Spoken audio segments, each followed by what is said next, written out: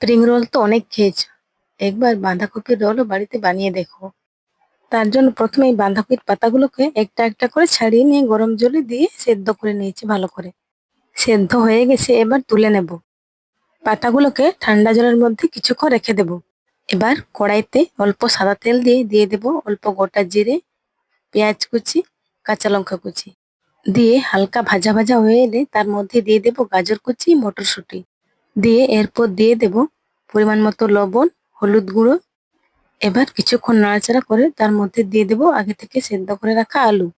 দিয়ে তার মধ্যে দিয়ে দেব গোলমরিচ গুঁড়ো, ধনে গুঁড়ো, জিরে গুঁড়ো, লঙ্কা গুঁড়ো আর দিয়ে দেবো চাট মশলা। দিয়ে সবকিছু ভালো করে মিশিয়ে সবার শেষে গরম মশলা গুঁড়ো দিয়ে নামিয়ে নেব। এবার একটা ব্যাটার বানিয়ে নেব। একটা বাটিতে বেসন নিয়ে নিয়েছি, তার মধ্যে দিয়ে দেব পরিমাণ মতো লবণ, গোলমরিচ গুঁড়ো, হলুদ গুঁড়ো, জল দিয়ে ভালো করে মিক্স করে ব্যাটারটা বানিয়ে নেব। এবার বাঁধাকপির পাতার মধ্যে আলুর পুরটা দিয়ে এইভাবে মুড়ে নিয়ে রোল করে নেব। শেষে অল্প একটু ব্যাটার দিয়ে ভালো করে মুড়ে নেব যাতে খুলে না যায়। সবগুলো একইভাবে রোল করে নেওয়ার পর এবার কড়াইতে সাদা তেল দিয়ে এবার বাঁধাকপির পাতাটাকে বেসনের মধ্যে চুবিয়ে গরম তেলে দিয়ে উল্টে পাল্টে লাল লাল করে ভেজে নিলেই রেডি বাঁধাকপির রোল।